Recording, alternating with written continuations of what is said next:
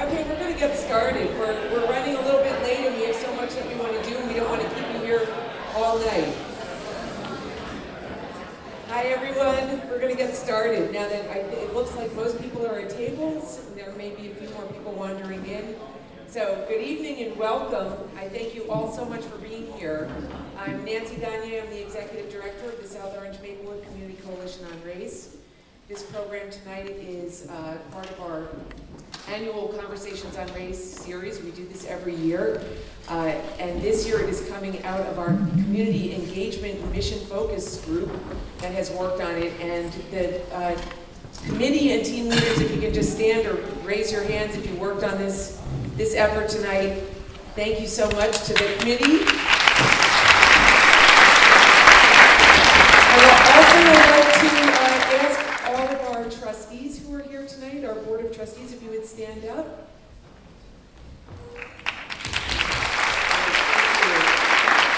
We have a very hard-working board. Our committees are staffed by volunteers, and we appreciate all the time and effort everyone puts in to what we do. So if you don't know much, if you're new to us, the Community Coalition on Race has been working toward its vision that our community is a model for the nation, in which people of different races, ethnic groups, and backgrounds can interact, form friendships, and participate fully in the community's economic, political, civic, and educational and cultural life. And we also work toward our mission that we have a community that is racially, culturally, and socially integrated and truly inclusive, where there's equity and equality for all. It's a tall order and requires efforts in broad areas of community life, but these volunteers are up to it, and we know we have a community that is committed to serving this mission. Tonight's program is one part of our strategy to bring people together to discuss race-related issues that are important to us as individuals, as community members, in our work and family lives. In past conversations and subsequent workshops, we've addressed issues like implicit bias, unconscious racism, microaggressions, racial self-segregation in schools, social integration, and intentional integration in suburban communities. Lately, unfortunately, we have had cause to address instances of overt racism, and we've had opportunities as well to work with local leaders, the schools, and other organizations to come together and face these issues in collaborative and action-oriented ways. Tonight we are addressing race and privilege, raising consciousness to address racial inequities. We're pleased to welcome 4 distinguished panelists, and let me read through a little brief introduction to each of them. David Troutt is Professor of Law at Rutgers and the founding director of the Rutgers Center on Law in Metropolitan Equity, also known as CLIME.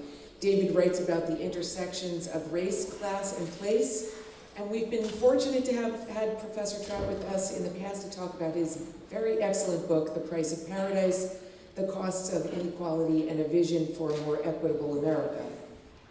Khadijah Costley White, an assistant professor in the Department of Journalism and Media Studies at Rutgers, is here with us as well. And her research is on race, gender, and politics in media. And her writing and commentary has appeared in The Atlantic, The New York Times, The Root, Huffington Post, and the list goes on, so I can't read the whole thing. Demelza Baer from the New Jersey Institute of Social Justice, who is the author of the recent study, Bridging the Two Americas, Employment and Economic Opportunity in Newark and Beyond. And this, I think, is an important topic for all of us who live in this region. Jane Bleasdale, a diversity consultant, whose research is focused on equity and inclusion and who has been working locally with St. George's Church in Maplewood, also on the topic of white privilege. Please join me in welcoming them.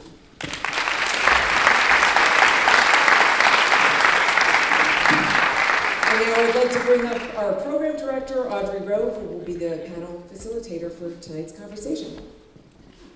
Thank you, Nancy, and I am so excited about this evening because we have put together a blue ribbon panel. We hand-selected, seriously, each person you see on the stage, not only for their professionalism, but for the passion that they've shown to this issue of social justice. So they bring not only the facts and the numbers, but they bring a personal commitment to this topic, and I can't wait to hear what they have to share with us tonight. What we're going to experience tonight is, because we had people with such a depth of knowledge, we thought we would spend a lot of the time having them get us as a community grounded in this thing called privilege. It's one of those words that's kind of batted about quite often, and people have different images in their mind, but hopefully when you leave tonight, you'll have a better idea of what that is and what it means to you as an individual. So we've asked them a couple of questions in advance, and my job tonight is to get out of the way and just let them share with you the responses to those questions. And then after they have shared their information, we're going to give you an opportunity to talk among yourselves and respond, react to what you've heard, share any thoughts you have about some solutions, and any question you would like to give to the panel. And then we'll have each of the tables, you guys will agree among yourselves what one item you would like, what question, what solution, and what reaction you'd like shared at the mic. And then they will answer questions, time permitting. We are trying to really respect your time. We know it's a weeknight, people have jobs, people have children, so we are going to hold ourselves pretty tightly to the schedule. But we will have other opportunities, which you'll find out later, to actually continue on this topic. So I'm going to head up to the stage and we'll get started.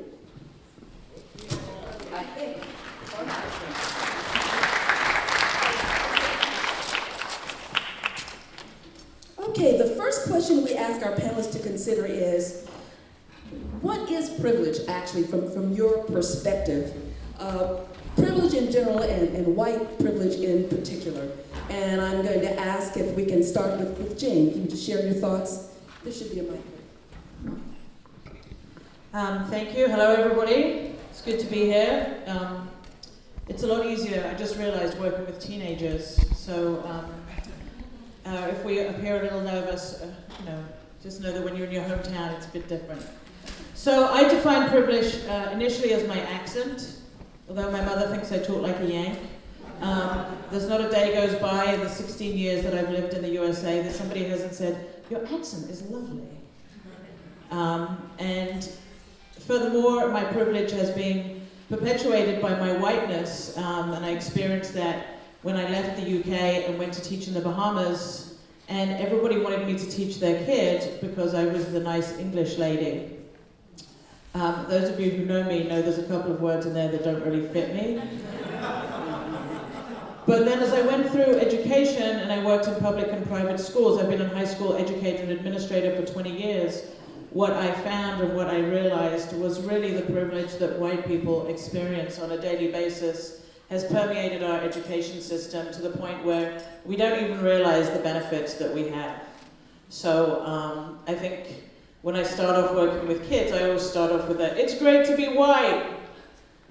And they have the same reaction. So that was interesting, actually. That was, yeah. So I don't want to give up my white privilege either, but there's this pull inside of me that says, this is something that is unjust and unfair. And I hope that this evening we can, break open the conversation about that. Excellent. David? Thank you. Nice to be here, Archie. Can you all hear me?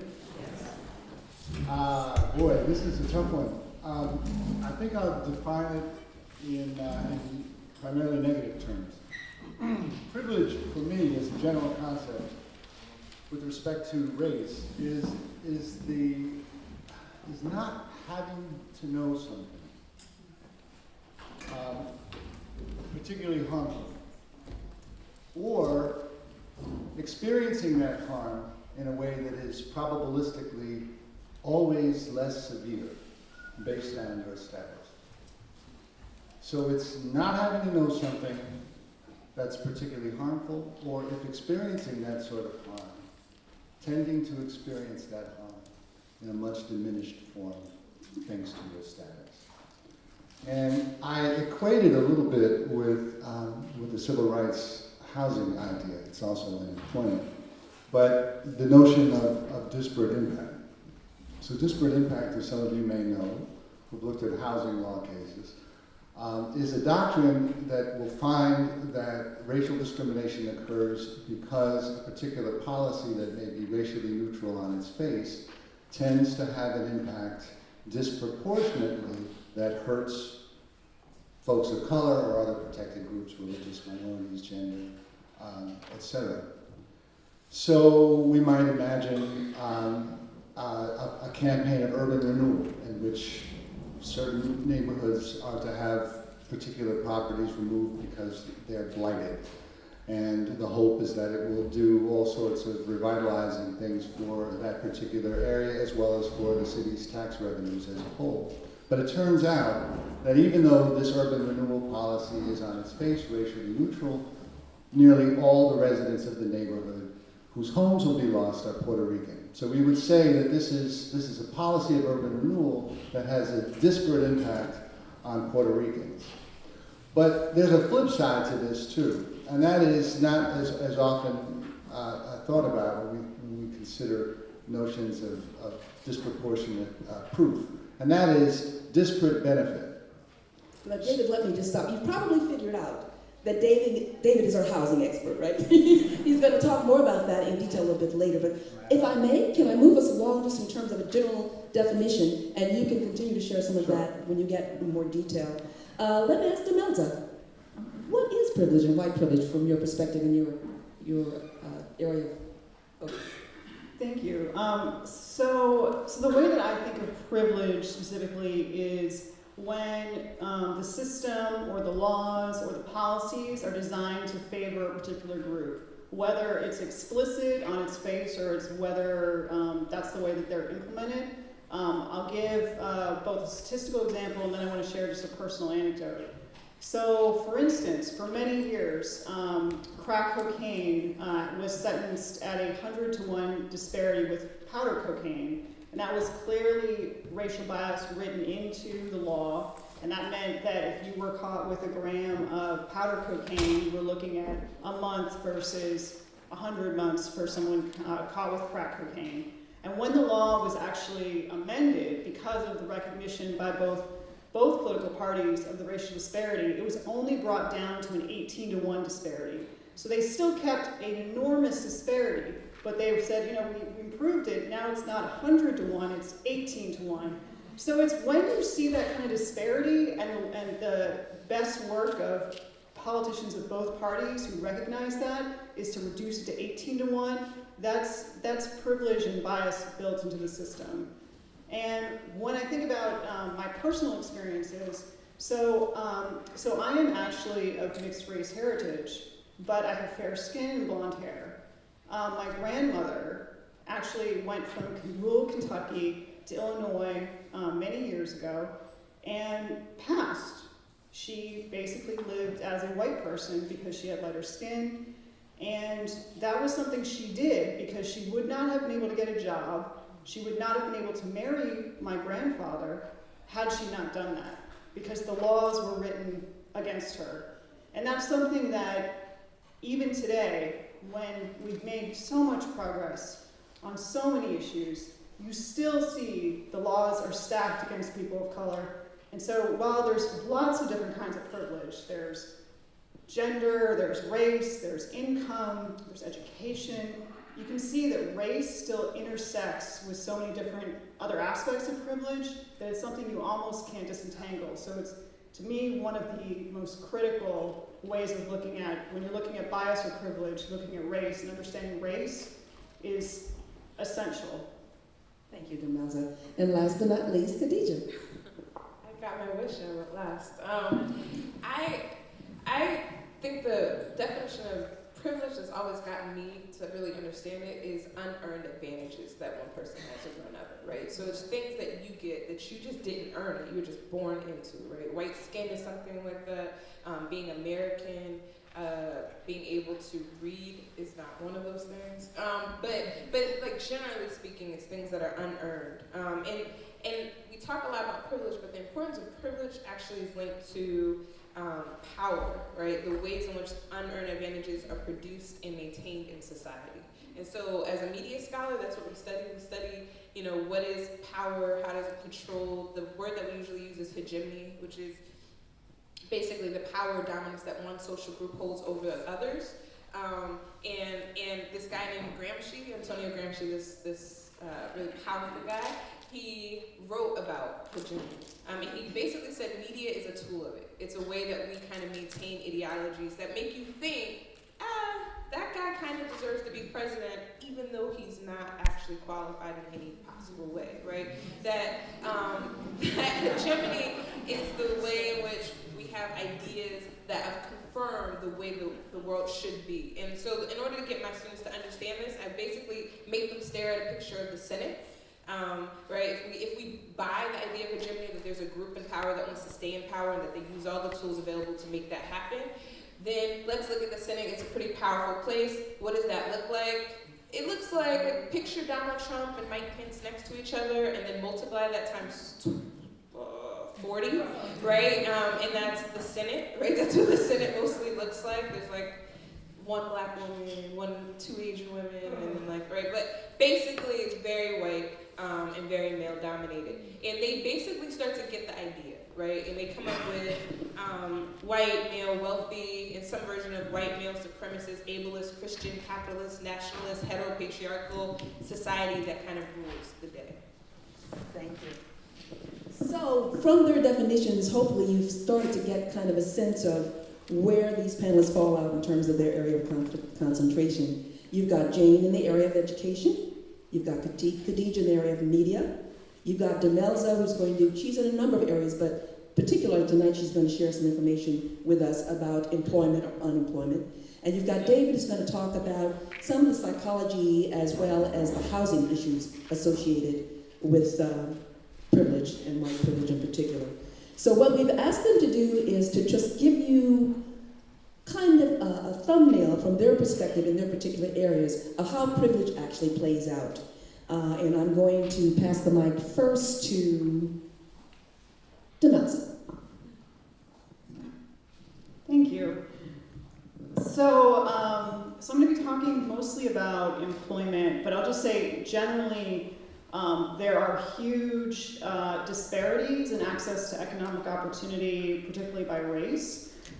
Just to share some statistics with you, nationally about 16% of all people live below the federal poverty line, but that rate for people of color is about 2 to 3 times that. And if you look at unemployment, regardless of whether the economy is doing well or doing poorly, the unemployment rate for people of color is always consistently higher. It actually just tracks along at a higher rate regardless of how well the economy is doing. And when it comes to economic mobility, people of color just do not experience it in the same way that white people do. If you look at people who are born into the bottom income quintile, the bottom of the income ladder, half of black people born into the bottom income ladder will stay there at age 40, whereas by age 40, white people who are born into the bottom income quintile, only 25% approximately will be there. So you just don't see the same kind of economic mobility. And you see also, even when people are in jobs where they are doing comparable job titles and have comparable levels of education, people of color are often paid less for doing the same work. So just to share this, so black people earn about 75% as much as white people as of 2015. And the statistics for women of color are even worse. For every dollar paid to a white man, for instance, black women are only paid 64 cents, and Latinas just receive 56 cents. So those are huge disparities. And when you look at what's the root cause of a lot of these disparities, there's this temptation to say that education will be a silver bullet. But unfortunately, the rewards of higher education do not accrue to people of color in the same way they do to white people. You'll see that black recent college graduates have higher unemployment rates, and then you look at also the salaries paid to, this is true for women especially and people of color, are lower. And then there's been blind studies done where they've looked at the job opportunities available to people who have college degrees, and they looked at a range of colleges, including the most prestigious colleges, the Ivy Leagues, and found that a black graduate of the Ivy League only receives job opportunities that are comparable to a white graduate of a more lower ranked college. So you just don't see the same opportunities available to people. And in the employment context, there's been a lot of talk about income inequality and unemployment and what the barriers to work are for people. And unfortunately, a lot of these barriers are particularly worse for people of color. And you see that almost across the board. For instance, there's been a huge loss of manufacturing jobs, and there was a lot of talk about that during the election campaign. But few people realized that people of color were disproportionately impacted by the loss of these manufacturing jobs, particularly the union jobs. So as the economy has changed and grown into more of a dual service sector, where there's people who are making a lot of money at the top in the knowledge industry, and people who are making a lot of very little money at the bottom in the low paid work, people of color are disproportionately represented in the lower paid jobs and not represented proportionally in the higher paid jobs. And though that segmentation, part of it, when we talk about privilege, is that some of the jobs in the middle skill jobs that don't require a college degree, but require some degree of training or education, people of color do not have the same access to that. And that part of that is because there are not sufficient career pathways, and that's a failure of government. So there's a huge disparity, a huge amount of the way that race still impacts employment and access to opportunity. Putting aside all the different theories that people put forth about why that is, it is the reality that we live in. And it's something you have to take into account when you think about the different structural barriers that people identify to employment. Thank you so much. And David has asked specifically if he can follow, so I'm sure he's going to piggyback on some of the points you made. Because the time is so limited, I think I'll just use my 4 minutes now, the 6 we got here, to follow up on some of the things that Demelza just said. So I want to just sharpen what you were saying, because I couldn't agree more. So what I was saying was that privilege is not being aware and not having to know of a harm. Right? So many of the statistics, both in employment and in housing mobility, that Demelza just pointed out, show whites benefiting from a system of rules that doesn't appear to benefit them on their face. But they also don't know it, right? They don't have a consciousness about the benefits that they are getting. So they are receiving disparate benefits from those rules, while others are being disproportionately impacted in negative ways. That's a classic example of white privilege. The two that I was going to raise really flow out of this. One has to do with psychological trauma. Everybody experiences trauma, right? So it is not known, it is not unique to any particular race. But it turns out that as debilitating as trauma can be, particularly for children in their psychological, their neurobiological, their physical development, and of course their academic achievement, if you live in certain neighborhoods, if you are trapped in certain neighborhoods by so many of the segregated housing policies to which Demelza alluded, you are much more likely to experience the kind of community violence that leads to exposure to traumatic experiences, right? Now, what do other communities that aren't in the midst of this kind of violence do? They hear that gunshot and they run, or they impose zoning ordinances or other kinds of barriers to entry that keep people like that out. So those who are trapped within it experience disproportionate impact in terms of something that happens to all human organisms, the experience of traumatic events. But they experience it in a much more profound and debilitating way. Whereas if one has the privilege, without knowing it, to keep those folks at bay, they don't even have to know that those sorts of debilitating effects are occurring. What does that mean in terms of public policy? It means you project onto those people blame for their own condition, and what then happens? The condition continues. Same with the other example I was going to use, which is gentrification. The common issue there is not trauma, but affordability. We all face housing affordability issues. What gentrification represents, though, are a series of policies that cities put in place to benefit capital development.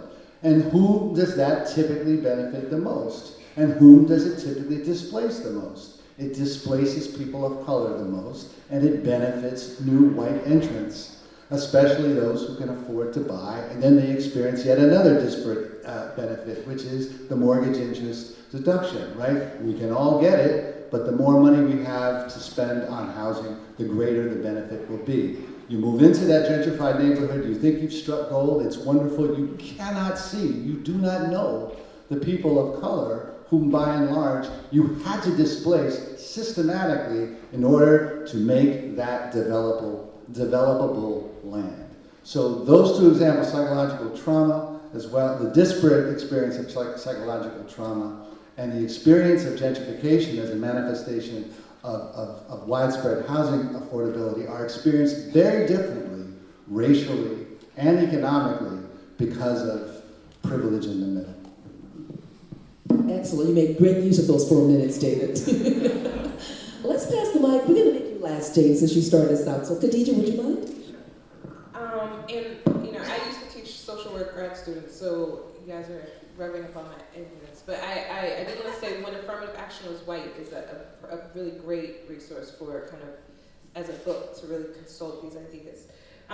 Okay, so those of us who study media study discourse. We think about the way that text and talk and media images are the source of racism, are the source of ableism, are the source of heterosexism, right? All those ways that we kind of maintain these ideologies. So we think of media as a social practice as well as a source of racism and all these other isms that we talk about. And so we look at the ways in which media moves forward advantages for whites and other groups with privilege, and we also analyze how the media helps maintain negative notions that sustain marginalization and disenfranchisement of minoritized groups. All right, that comes down to 4 general areas. One, who tells what stories? Who are the people behind the cameras? This is stuff that a lot of people don't think about. I get students in classes and you start saying, well, how many women actually worked on that Beyonce feminist album, right? How many people are behind the scenes when you're watching this newscast? Who's writing these stories? How many of the folks in this room who are not African American or even who are read The Root, for example? What kinds of sources do you trust? Kirsten West Savali is fired as a writer on The Root, if you want to check out some good writing. What we know about the news, for instance, is that most people, and actually not just the news, most media in general, most people are white, educated, and upper middle class, and so news stories and the media generally tends towards that, get skewed with that bias. And when people are writing stories they don't know about, other sorts of biases start making their ways in. What types of stories get told is another element. What kinds of violent crimes get reported, right? So is a wealthy man in Short Hills who beat his wife to a pulp last night, is he on the news? Why or why not, right? What kinds of violences matter, what kinds of violences don't? 3, the way stories, and what's framed as violence, but that's a whole different conversation. The way that stories get told, especially the way that certain groups are represented. So there's one example that I always use in my class from 2011, where there was a local news interview of a little boy, he's four, right? And there's a shooting in the area, so this cameraman is asking this little boy, what is the quote, because I don't want to mess it up. When you get older, are you going to stay away from all these guns? What are you going to do when you're older? And in the part that they aired, they show the little boy saying, I'm going to have me a gun, right? When they actually played the clip later on, the larger clip surfaced, probably due to some like black intern in the back who was not happy. I like to imagine, anyway. But the longer interview surfaces, and the kid goes on to explain that he'll have a gun because he wants to be a policeman when he grows up, right?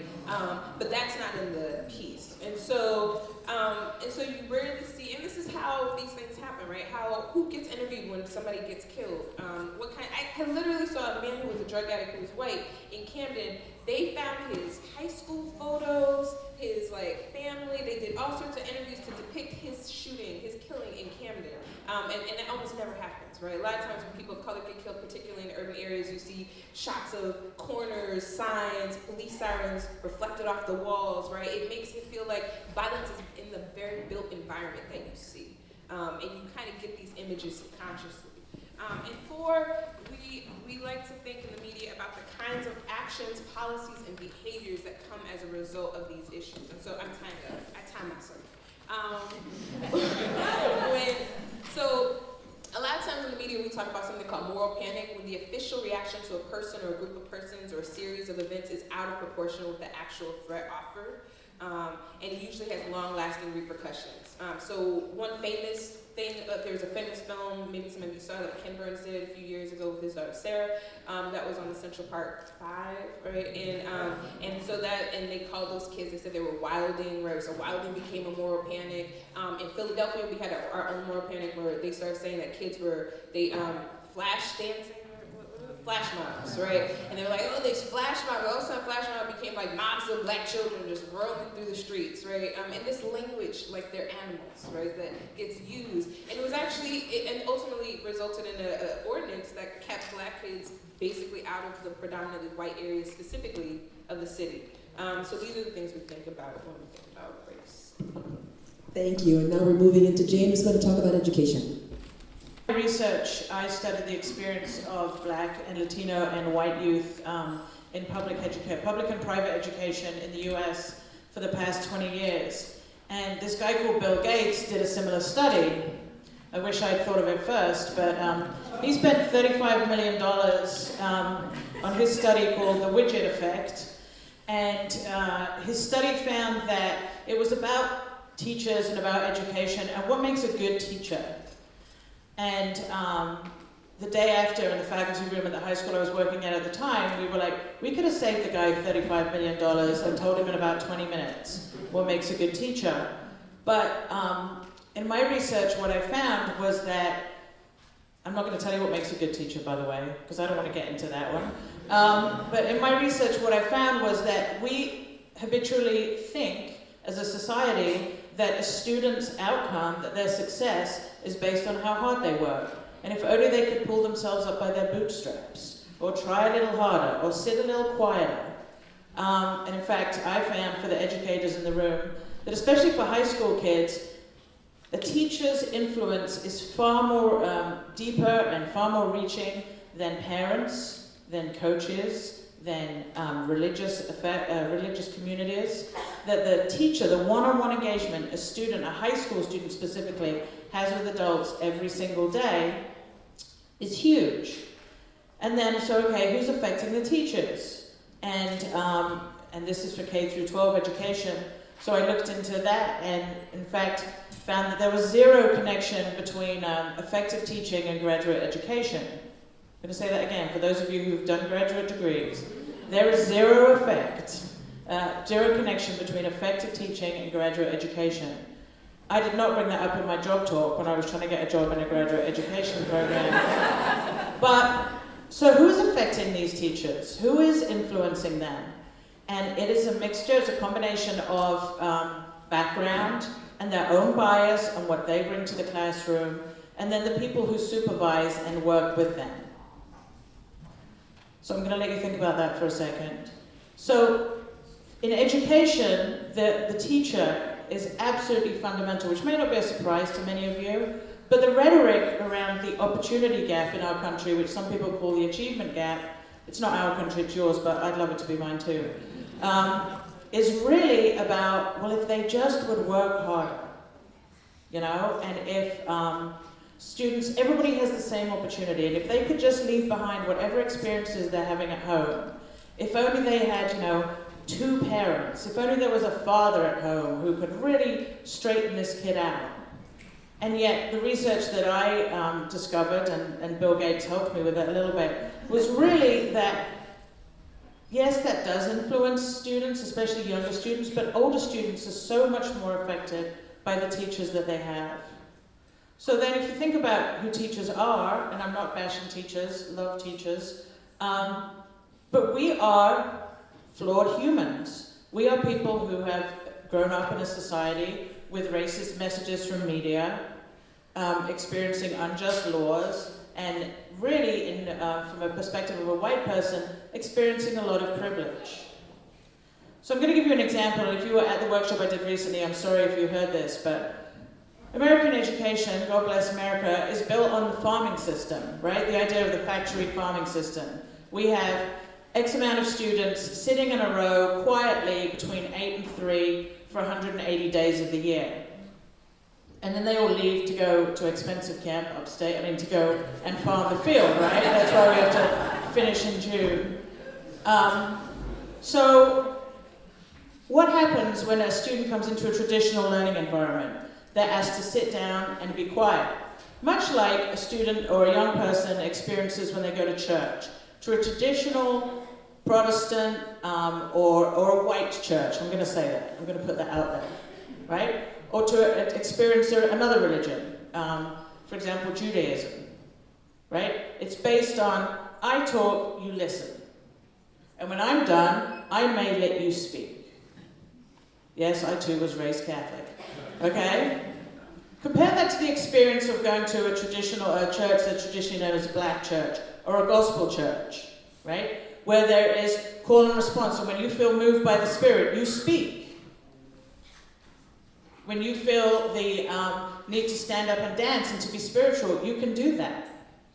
Now, that cultural experience does not translate well into a traditional educational environment.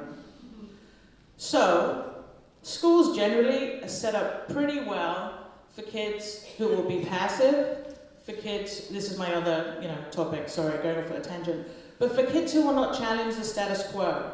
So when students go in and challenge the status quo, as we saw in a study that came out today, if you haven't seen this, I think it was in the New York Times, 99% of students who are handcuffed in New York City public schools are black and Hispanic. 99%. And yet they make up less than 70% of the population. So what happens is if the way you respond to me doesn't fit what I think you should be doing, that's why I'm going to engage somebody else, and you become a discipline issue. I'm going to finish, but I'm just going to give one more example. I should have asked my kid if I could tell you this before we came.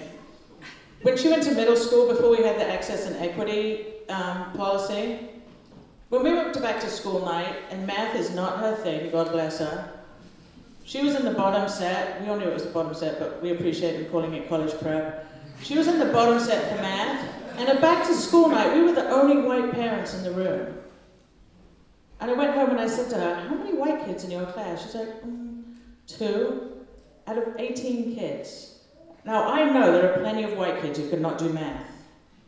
But prior to this policy and prior to the conversations we're having in our community, students were put in sections and into grouping based on standardized tests, which are super white in their question and their style, and teacher recommendation.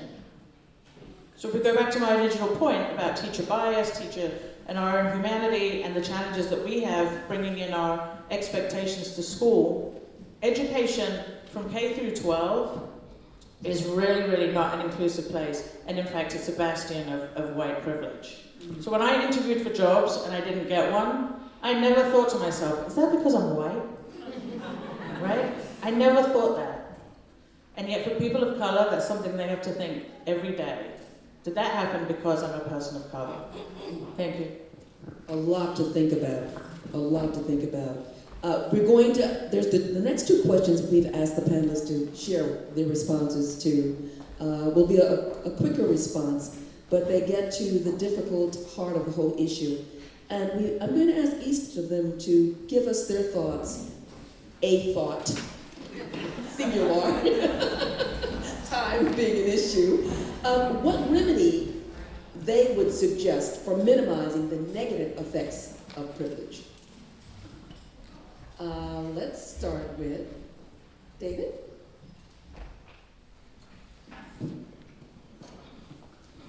Well, I think it's, at least with respect to the 2 examples I gave,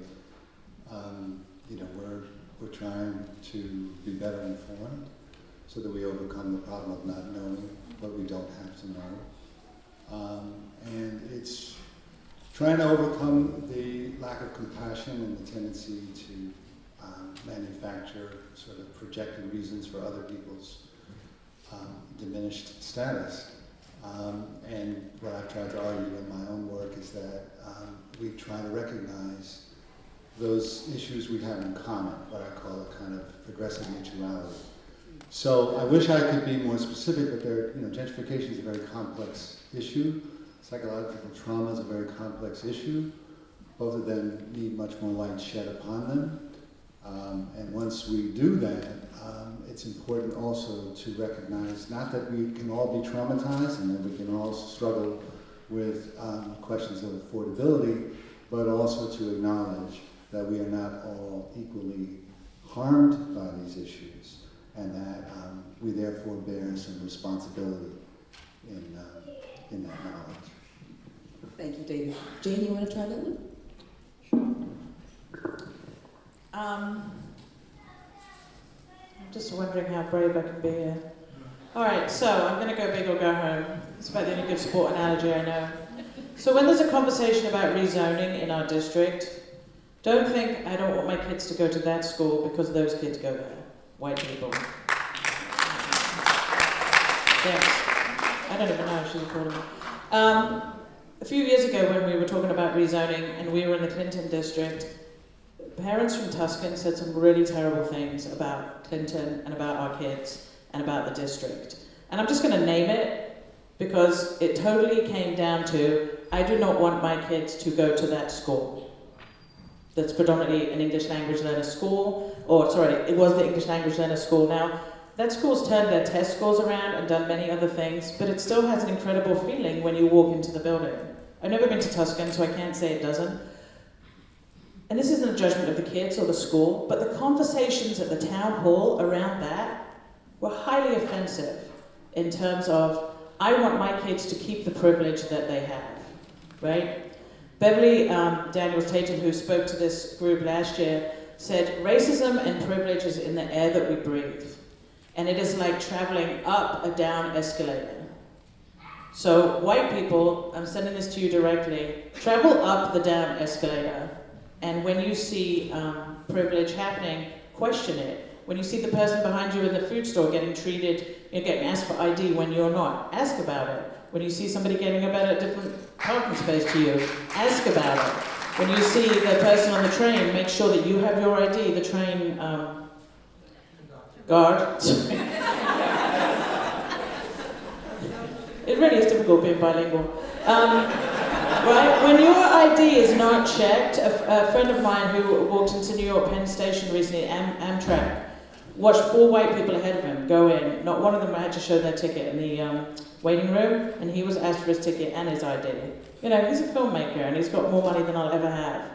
All right? So white people, first of all, like, examine your own privilege, and then think about what you say at public forums and on Maplewood Online. And really think about things like schools. If we do not change our school district and our process of education, then none of these other issues are going to change either. Like, I believe it starts with education. That's my pitch for teachers. Yeah. Thank you. Khadijah. So we're still talking about media, I guess. I'm still supposed to be talking about media. Is this the 4th question or third? This is the third. Okay, good. I would say you think about this stuff on the macro, micro level. If you're a media producer, like, hire people of color. I worked in a shop that I was the only black person for a couple of years in my shop, and I worked for PBS, right? So this is a systemic issue, and I think, hire people, right? A lot of people hire people who look like them, who remind them of themselves. They're like, oh, I used to be that young lad from Harvard. Hire someone else, right? That's how it's done. Okay, and I would say if you're a journalist, do good stories. There's an excellent Vox article by Jordan Lopez recently on the copper killed Jordan Edwards. Provide context, tell details. On a micro level, use Facebook and social media to spread good stories, right? To tell people about what's happening in the world, to speak back to people who are telling stories in a bad way. I do it all the time. It's the only reason I have Twitter. And so, call people out. Use your spaces to do such a thing. And to piggyback on this Facebook social media group, I'm not in the Soma Lounge anymore, but it can be a place of hate. I think when I think about moral panic, I think of this recent South Orange riot, supposed riot, which was, it sounded mostly like just like lots of black kids who don't want to stay in one area of Essex County all the time and decided to come downtown. A lot of them with money that they can spend in the local area, but it became a riot, right? Because people are afraid of large groups of black children. And so I think we have to think about the language we use in these spaces online as well. And Demelza, you get the last word on this question. Well, I want to echo a lot of what everyone has said, but I think the first thing is that you have to be aware of the ways in which you're privileged and acknowledge that. And you have to, as much as possible, in any opportunity you have, whether it's housing or the media or education, make opportunities to help dismantle that privilege and dismantle the unearned advantages and acknowledge them. Sometimes just naming that, sometimes it's very powerful. I think that you need both the lifting people up, and also you do need the willingness to cede some of the privilege, some of the unearned advantage. I think that's something that has to be part of the conversation, because when you're thinking about reform, it's how do we change our society, how do we change what our laws look like and how we all live together and what our practices are, but also what changes can we make in our life, in our careers, in our relationships that will positively change discrimination. Thank you, Demelza. And I'm apologizing to you, Khadijah, because I told you there was going to be a fourth question, and there's not. Because as I look at the fourth question, I think that it's very much similar to what we shared in the third. We talked about remedy, and the fourth question talks about change. And those two are very much related. So now we're going to move to the part where you, neighbors and friends, get a chance to, I do yes. want to say one last thing. Yes, please. For this question, I have one sentence. Be willing to be wrong, admit it, share about it, and talk about how to get it right. And the media scholar in me says, always analyze your sources. Too often, cops are the source for cop killings and all sorts of things. So analyze who's reporting on the news that you're watching. Thank you. Very, very well worth adding. So here's what we do now. First of all, I mentioned at the beginning of our session that, first of all, we're so glad to see so many of you. And we need to find a way to have all of you in a productive conversation. So we're going to ask those people, everyone to kind of squeeze a little tight. People on this side of the room who do not have facilitators, first of all, raise your hand. Facilitators, raise your hand so we can see where we are. Okay, I'm over there. Okay, so that row. Okay. Dagmar, are you going to help us out? Okay, great. Oh no, we've got Indira there. Okay, David's there. So these two tables Need a facilitator? are going to Okay. Thank you so much. Okay, so now that you're at a table where you have a facilitator, that person is there to just make sure that the conversation moves along smoothly. We also want to make sure that everyone who's at the table signs up so we know who you are, okay, but just in a very succinct but honest and candid way. So reaction, that's one thing. The second thing we'd like, if you have some thought or some idea or suggestion about possible remedy, we want you to share that with your table. And finally, if there's one question, if you have the opportunity to ask one of the panelists or all the panelists, what would that be? And so you're going to have, Diane, how much time?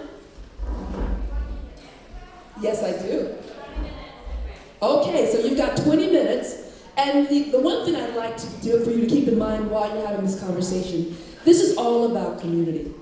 So it's not just the end result, it's the process.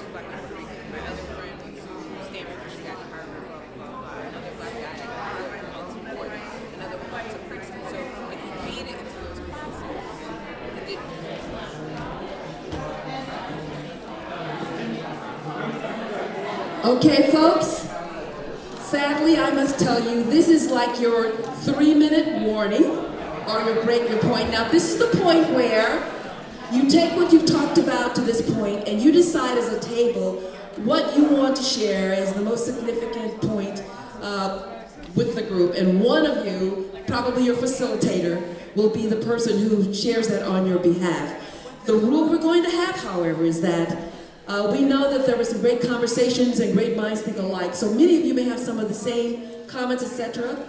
If the person sharing has heard the same comment from a previous speaker, we don't need to hear it. Nothing personal. Okay, so you decide that, and then we're going to get started with that segment.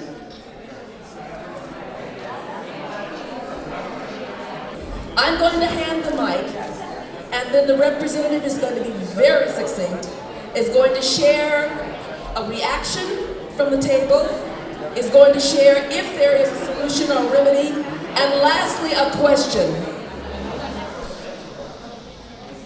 Thank you, I appreciate that.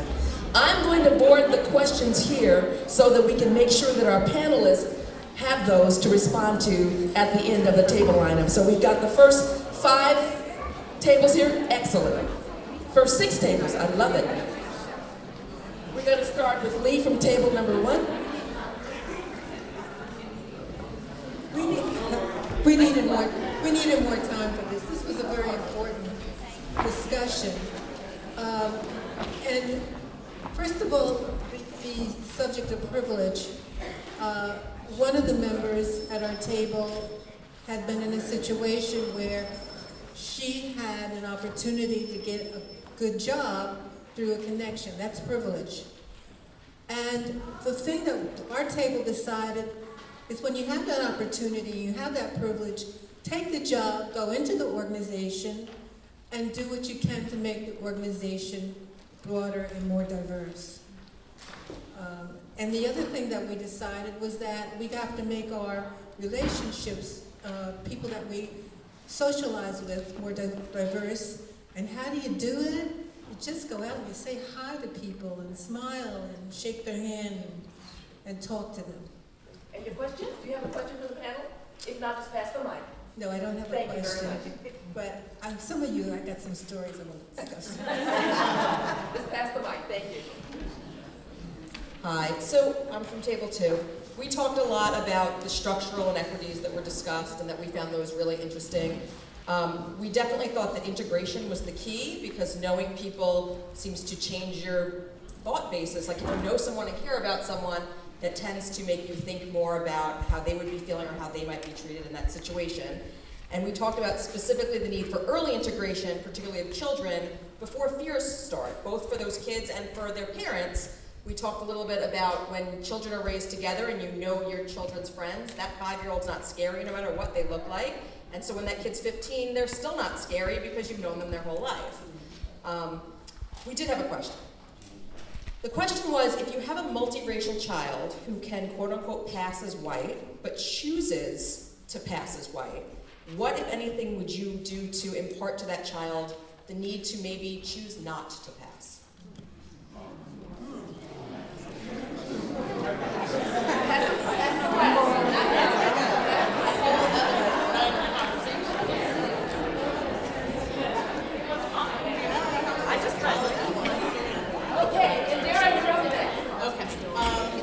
So I was at table 3. We did a lot of discussion about white privilege in general, as well as one member of the table brought up a very, very good parallel between the movie 13 and the education system right now, because another one of our members was a teacher and she was talking about how predominantly as a special ed teacher, a lot of her students are black males. And then the parallel was drawn. I found it very interesting that that parallel was made. And then we also discussed about the recent, I guess, quote unquote, riots in South Orange Village, which is just a bunch of kids hanging out. And could have been perceived wrong, but then I guess tonight there was an article that another member of the table brought up about a party that was, as we know from the news sources, predominantly white. and just got away with, over 400 kids there, and they walked away with 2 noise citations. So, that's just a big example of what's going on right now. And we decided, not that we had a solution, because there is no immediate solution, but we were talking about just the fact that we are now out there and talking about it, and we haven't previously. That's obviously going to be a start to a solution. So our question that we had was across the different generations, how can we spread news and become better messengers and effective messengers, as well as how do we bridge that gap between the generations? And this is more going towards, because we said some of the younger generations are on social media, the older generations are not, and how do we bridge that gap so the generations can kind of come together and work on this? I guess that would be directed to you. What's the? No, you're gonna answer afterwards. We're gonna go. Yeah. For, Oh, no, I just want I mean, I guess in terms of spreading news and messages and information. Okay, thank you.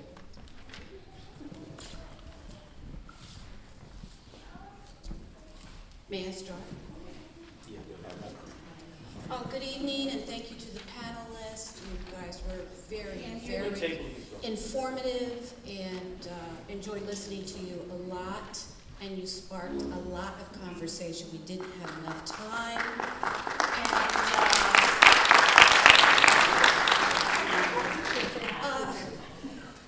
a couple of the main points that were significant. One, there was a lot of laughter when you guys were talking about your respective areas, and it was thought that the laughter was inappropriate because this is such a very important subject that affects us all, some of us very differently, and that was a comment.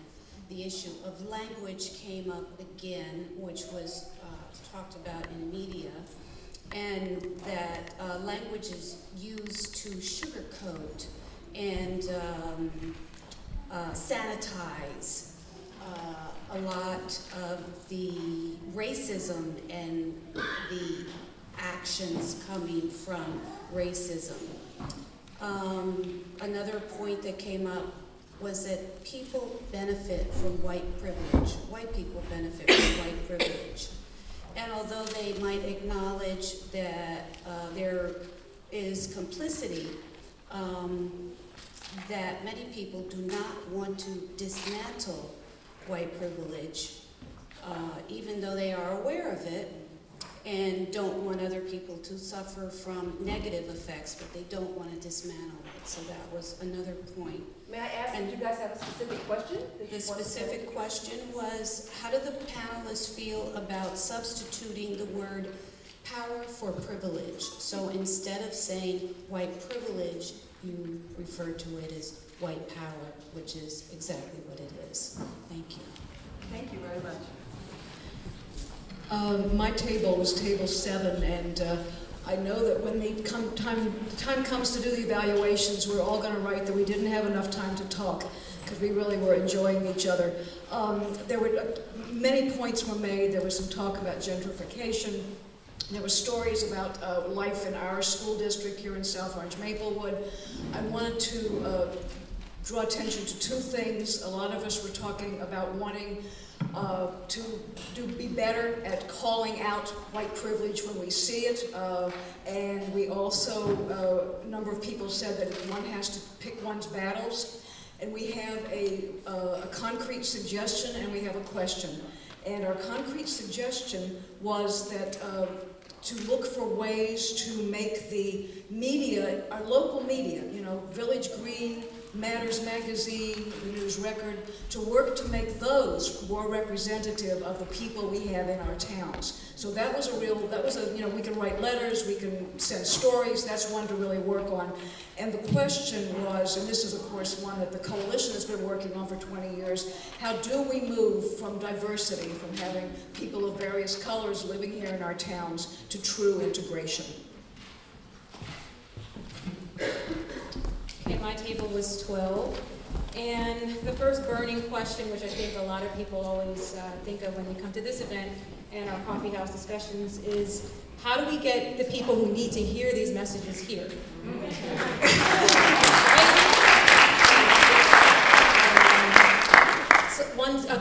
suggestions were, should our language be harsher? Instead of saying privilege, should we be saying discrimination? Should we be saying equality? Using the stronger language to really hit people over the head with what we're talking about and not, as the person before me said, sugarcoating it. Another great comment was that maybe we should be engaging the conversation through the children, but doing it correctly. Because of the slave auction project and all of the hype that happened around that, parents came together more than ever because all of a sudden their children were affected, and it really created this uprising of anger, confusion, and so maybe that's another way to continue to get people together to talk about the discrimination race. And I'm going to leave it at that because there's a long line behind me. Hi, so I'm not sure what table I'm in the back. I'll let you know in a minute. So we discussed some broad topics, education, the justice system. A key that we felt is to trying to tackle privilege is to teach our children, and a solution to doing that is raising more teachers of color, raising children to be teachers, encouraging them to be teachers, because that will hopefully help to level the educational playing field. Another thing someone mentioned was part of solving this puzzle is getting more white people to listen, acknowledge their privilege, and let them know that acknowledging their privilege isn't a zero-sum game. Doing that is not a zero-sum game. And the question that someone at our table had was about segregation and housing, and what or if there are any policies that are truly helping to get people living together. And I didn't do this at the last conversations, and I wanted to just give a plug for the integrated playgroup, which is something that the coalition runs, and we have some folks here who do attend that. And it is for children and their families in South Orange, Maplewood, and surrounding communities, children ages 0 to 5 before they get to our public schools, to bring parents together so that when children see their parents interacting with people of different colors, they will not think that that's a big deal at all. First of all, I'd like to thank the panel. This was a great presentation. I know everyone didn't have enough opportunity to discuss. On June 15th, we will be holding what we call our coffee house discussions, which you'll hear more about later. We will have more time to talk about these issues and others at that time. We talked about a few things. One was a lot of the discussion about race is race and class. When you talk about communities of color being segregated and the trauma. And so one of the questions that we discussed at our table, does white privilege still apply when you're talking about well-educated, affluent black people living with well-educated, affluent white people? And everyone at the table said absolutely yes. So one of the issues that was raised was, how do we, and this is the coalition basically, how can we do something that is emotionally impactful and not just an intellectual discussion?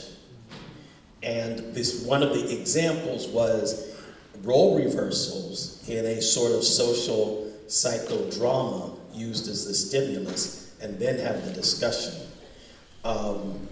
There was a lot of discussion about the school system and how it just needs to be like almost uprooted and changed, because it has not changed in 20 years, and that we need more black teachers, and the question is, how do we get them? Is there a question from the panel? Yes. Both. You figure it. So, good evening. I was fortunate to be at Table 6. I want to say, first of all, as chair of the coalition, I want to thank you all for coming out tonight very, very much. So my table, and it was really, again, I was felt very privileged to be at the table, given the rich dialogue that took place. One, wanted to thank the panel for taking the time from your busy schedules for being here, and everybody who felt that we learned something. In terms of a lot of what was said, we talked about as well, but one solution was that we need to have more programs like this in order to bring people together of different backgrounds and have a setting where we could have candid dialogue. So there was definitely a desire for more time so that you can say what you really think and be candid and have a constructive dialogue. The question from the group, and Kelly talked about this a little bit, was how do we get white people to understand that when we talk about equality, it is not a zero-sum game, that if they truly buy in, that we can all win, and it doesn't have to be that by giving up their privilege, that they are giving up something that they have now. So that's the question for them. I dropped the mic. There you go. Thank you, Mr. Chairman. All right.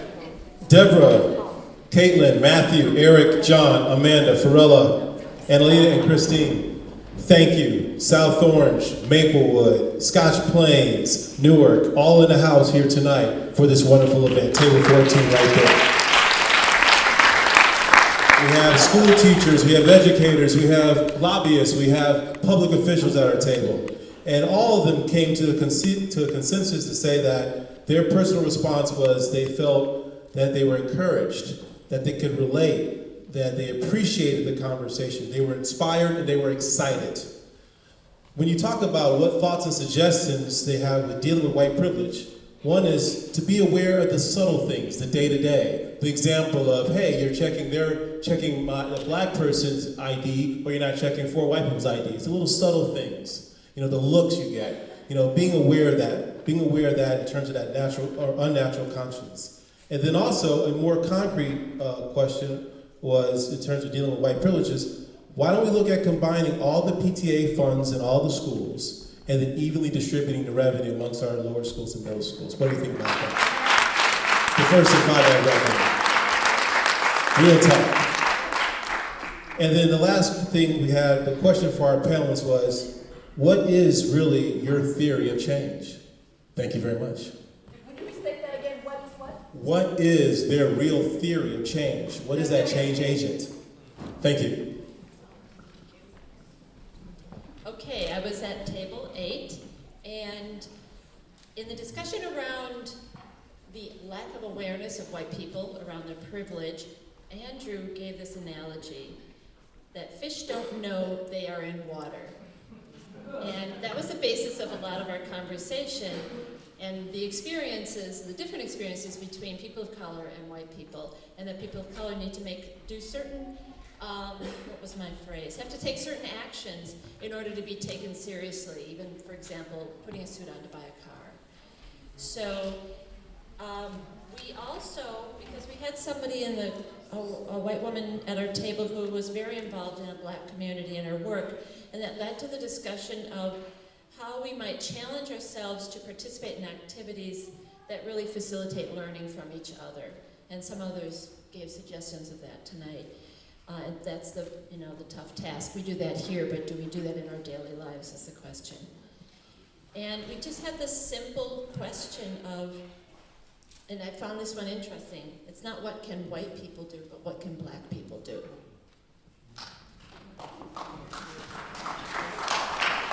I'm here for table 9, and we also had people from not just Maplewood and South Orange, but from other communities, and we're so happy to have to welcome people from surrounding towns. So everybody at the table was very impressed with the knowledge level and the work that you all do, the panelists do, but also a little depressed because there are so many systemic issues. And if we fix one, it's like putting your hand in the dike, and then, if you didn't fix one, or if you fix one and you don't fix the other, they all are connected somehow. And so the question is, for the individuals, we appreciate that you do this work, but as individuals, how can we in our lives where we don't do this work, advocate, work for change? And the second part of that question is, so that was their approach to the macro level of topics that you spoke to. But on the micro level, on an individual human level, how do individuals deal with, how can they advocate for change in privilege in their daily lives? I'm from Table 10, and we discussed almost all of the things that have already been mentioned. There was a strong emphasis on education. We have a lot of educators at our table, and there is and parents of children, and a lot of frustration about the school system, and both here and elsewhere as a place of education, but also as a workplace. And the inequities that educators encounter as workers, compounding the inequities that they're having to deal with as educators. So I thought that was an interesting perspective. One of the questions, I guess, kind of sums up a few of the questions. One of the questions that was asked was, what do we do after this? There were some people at our table who haven't been to conversations on race, and I don't know if that's a question for the panel, but if there are sort of general suggestions, well, I can make it more particular. So if you're from a kind of ethnically uniform white town, and you move to Maplewood, you're a young person, may not have a family yet, what do opportunities look like for you to reduce your own privilege gap, so to speak, and empower yourself to be more aware of these problems?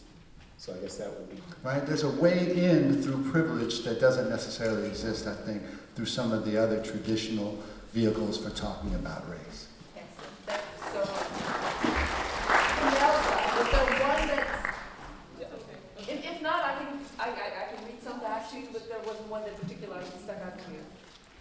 Okay, I was just about to defer to one of my other panelists, but there were two. Oh, okay. There were two. So I think the question about the child passing was inspired by my remarks, and I would say that children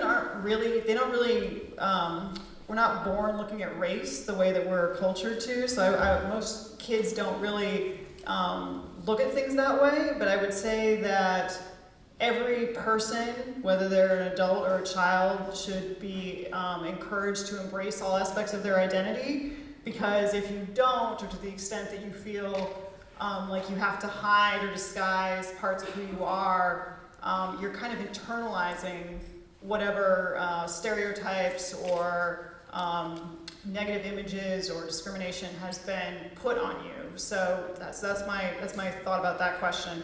And then there were a few questions about next steps, what people should do to take action or get involved. And I would just really encourage the conversations are the most important starting point.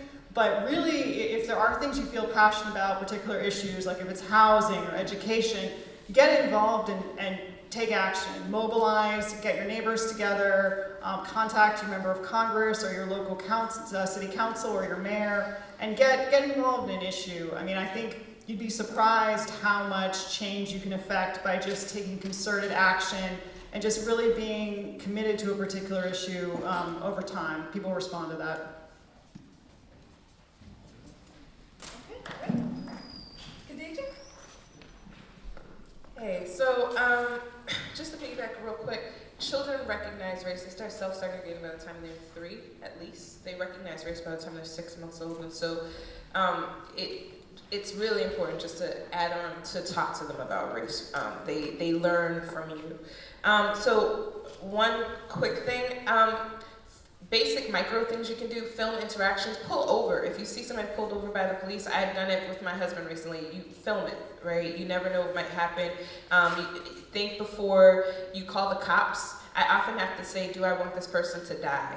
Right? Like that's how I have to think about calling the police. Am I willing, if this turns into a cop killing this person, is this interaction worth that? And I think you have to really start thinking about it that way. White people, if you want to experiment in your office, find a colleague of color and just affirm the hell out of them, right? In a meeting, be like, that was so smart. I just want to say that what Khadijah said was so smart, and that was a great idea. Thank you, James. See, right? It works, right? Say to a superior, hey, did you notice that, Khadijah was saying that other point today? That was a great point. She has great ideas, right? Let's start, pick a colleague and be an ally, right? The other thing is how to work across the generations was a question. I basically break this down when I explain racism. I say, look, you either there's two options really when you talk about whether or not one is racist. On one hand, you have people who believe that there's something about a group of people, whether it's their culture, whether it's the way they raise their children, whether it's how they were born, where they were born, but you think there's something about that group that just makes them inferior. Because if we talk about what's happening between blacks and whites, housing, health, all these things that make us separate and make black people come out below over and over again, you either say that's because there's something about that group that makes them below white people, right? That makes them inferior because of their parents and all sorts of stuff, or you believe that there's something happening systemically that makes that group come out on the bottom. You pick one. If you think it's because their parents don't raise them right, that's fine, but that's racism, right? Because you're saying there's something inherently inferior about that group that makes them inferior to another group. And if it's not, then you're left out. And I think across generations, people should be able to get that. And if the person at the end of the day says, no, I'm really just racist, you just can't do anything, right? So there it is. And Dave, thank you. So I would just say on that point, and don't be friends with racists. Like if you have friends who are racist, and I know I'm not being funny, I do try to be, but I'm not. If you have friends who are racist, don't say, oh, they're racist, but that's okay. Like they have other good qualities. I'm just going to speak to the white people in the room. I don't think it's the job of people of color to school white people in white privilege. And so don't tokenize people of color. Do all black people feel the same way about these things? No. On a micro level, when I'm with friends who are people of color and we are ordering food or something, and I'll notice if the server is paying attention to me more, I'll often say, oh, friend, what do you think? Or would you like to order first or something? Just like, dude, what's going on? And the other thing is show up at Board of Ed meetings and show up on social media. Look at the coded language, and people hate the phrase coded language, in our community, right? We have had a huge uprising in recent months, and the predominant conversation was about the poor little children who were exposed to the idea that media was outside their school.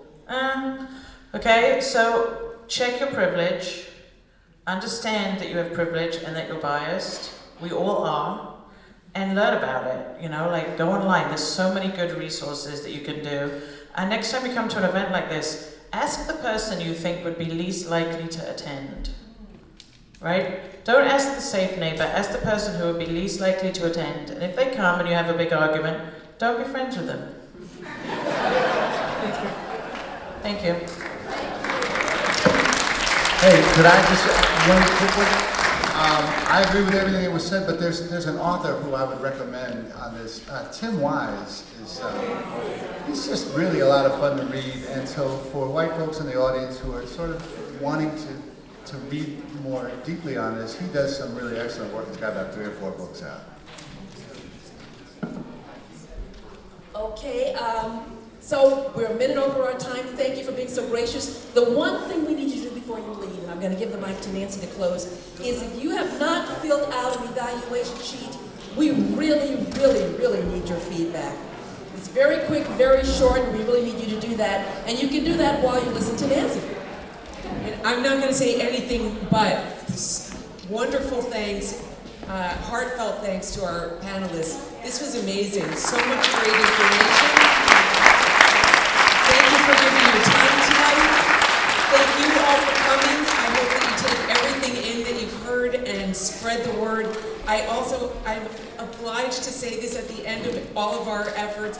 We're a 501c3 and we depend on the donations of community members and people who attend our events. So you can donate tonight, there's a box in the back, or go to our website, twotowns.org, and you can donate easily online through PayPal.